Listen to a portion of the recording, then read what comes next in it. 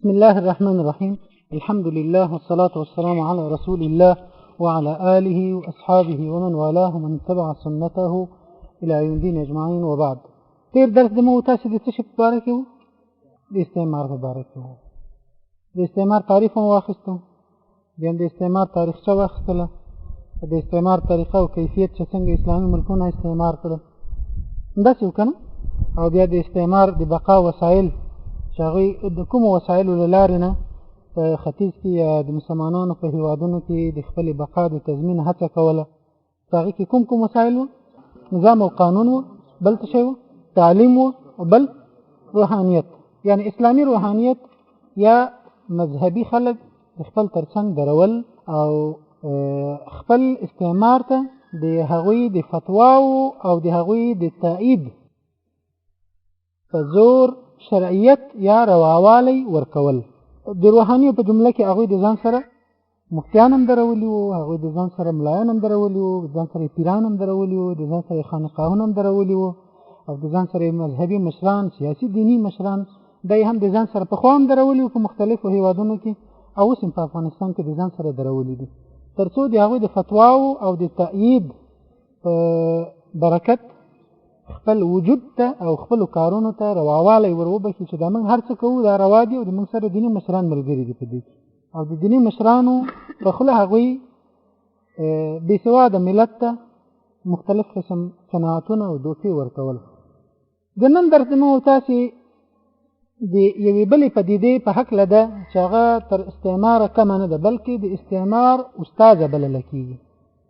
یوه بله نظریه، یو بل مذهب چې هغه د استعمار استاز بللی کېږي، هغې ته وایي استشراق یا ختیځ پوهنه، یا فارسي کې موږ تاسې ورته وایو شرق شناسي.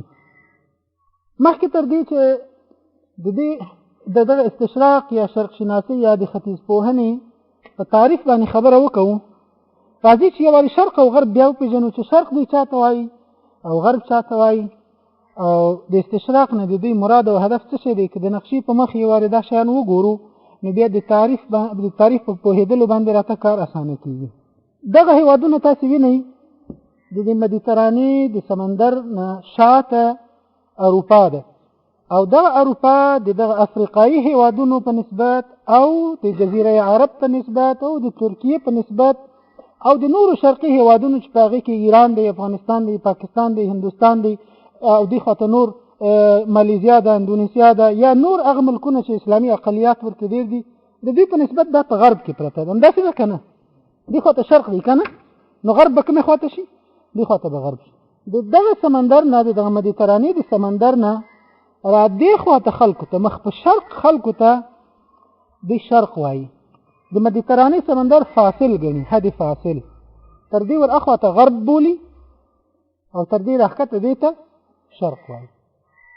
شرق ته دوی اورنټ هم وایي، او شرقي ته بیا اورنټل وایي. شرقي ژبو ته اورنټل لانګویجز وایي، ورته شرقي ژبې. هر شی چې شرقي وي هغه ته دوی اورنټل وایي.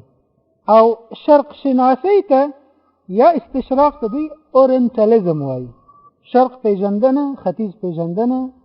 نو دغه هیوادونه چې د مدیترانې د سمندر نه را دې خواته یا د سپینې بحیرې، دې ته ګورې سپینه بحیره هم وایي، منځنۍ سپینه بحیره هم ورته وایي، بحر ابیض هم ورته وایي. د دې نه را دې خواته هیوادونه چې دي دا اکثریت یې اسلامي هیوادونه دي. اکثریت یې کوم هیوادونه دي؟ اسلامي هیوادونه دي. دغه هیوادونه که تاسې ګورئ، که مراکش ده، که الجزایر ده، که لیبیا ده، که تونس ده په دې ځای کې، که مصر ده، که دې ورته ایجپت وایي، دا که څه هم د نور اسلامي نړۍ په نسبت په غرب کې پراته دي، دا هم باید غربي وبلل شي. خو دا چې د دوی فرهنګ، د دوی ژبه، د دوی ثقافت، د دوی انګیرنې، د دوی دین او د دوی مذهب د شرق نه داسې ورخور شوی دی، نو په دې خاطر باندې دا هیوادونه که څه هم واقع په غرب کې دي خو بللی کېږي شرقي. لکه څنګه چې استرالیا ګوري، دلته زموږ نه هم په شرق کې ده. استرالیا وینئ دلته د نقشې په مخ، دا له موږ نه هم ختیځ کې ده، خو بللی کېږي شرقي که غربي؟ غربي بللی کېږي. او چې څوک وایي استرالیایي عسکر راغلی یا فلانی استرالیا ته تللی، نو د سړي ذهن ته داسې راځي چې یاره دا به چېرته د لندن خواته تللی، یا به د فرانسې خواته تللی، او یا به دلته چېرته د ناروې خواته وي، په داسې حال کې چې استرالیا دلته موږ ته نږدې ده، په شرق کې ده، خو دا چې ژبه یې غربي ده، مذهب یې غربي ده، کلچر یې غربي ده، او عادات او رسم و رواج او لباس، شکل او مظهر او مذهب هر څه یې غربي ده، نو د دې له امله دوی غربي ګڼلی کېږي، که څه هم پراته په شرق کې دي. همداسې دغه هېوادونه چې په غرب کې پراته دي، د اسلامي هېوادونه د افریقا په غرب کې، په شمال غرب کې، نو دا د جغرافي موقعیت په لحاظ باندې خو په غرب کې پراته دي، د دې اروپا موازي دي، په برابر کې پراته دي، خو دا په حقیقت کې شرقي ځکه ګڼلی کېږي چې هر څه د شرق نه ورغلي دي، او د دې تړاو فرهنګي تړاوي، فکري تړاوي، عقایدي تړاوي د شرق سره ده، د مکې مکرمې سره ده. اوس راځو استشراق ته، چې استشراق وایي څه شي ته، وخت چې موږ غرب هم وپېژانده او شرق هم وپېژانده، او د دې ترمنځ هغه حد فاصل چې سپینه بحیره ده یا د مدیترانې بحیره ده، دا هم حد فاصل په حیث باندې وپېژانده. اوس راځو چې دوی استشراق یا ختیځپوهنه څه شي ته وایي. ختیځپوهنه هغه علم ته وایي چې د غرب د علماو لخوا یا هغو څېړنو، تحقیقاتو او معلوماتو او فکري علمي مسلک ته ویلی کېږي چې د غرب د علماو لخوا نه وي د شرق په باره کې، د غرب د علماو لخوا وي د چا په باره کې؟ د شرق په باره کې ترسره کېږي د غرب د علماو لخوا نه، مراکز یې هم هلته دي، خو معلومات یې د دې سیمې په باره کې دي. اوس دوی د دغې سیمې په باره کې د کومو برخو یا د کومو موضوعاتو په اړه باندې زیاته دلچسپي لري؟ د شرق دینونه، په هغه کې عمده دین څه شی دی؟ اسلام دی.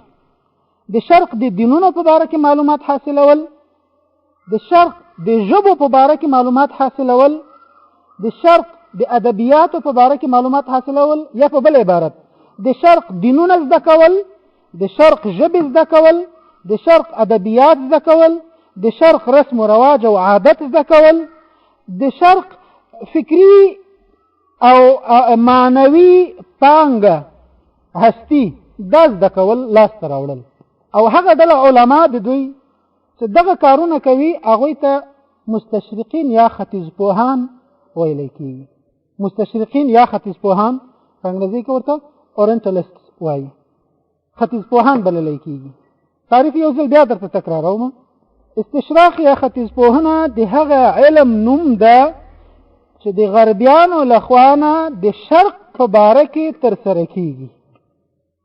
د شرق د دینونو، مذاهبو، تمدنونو، ژبو، ادبیاتو، کلتور، رسم و رواج، ملي عنعناتو، تاریخي روابطو، سیاسي وضعیتونو په اړه ترسره کېږي. دا د استشراق موضوعګانې دي. اوس دا چې ولې دوی دا کار کوي، څه ضرورت ده، په دې باره کې به زه درته څو مختصرې خبرې وکوم، نو بیا په تعریف باندې تاسو نور هم ښه پوهېږئ.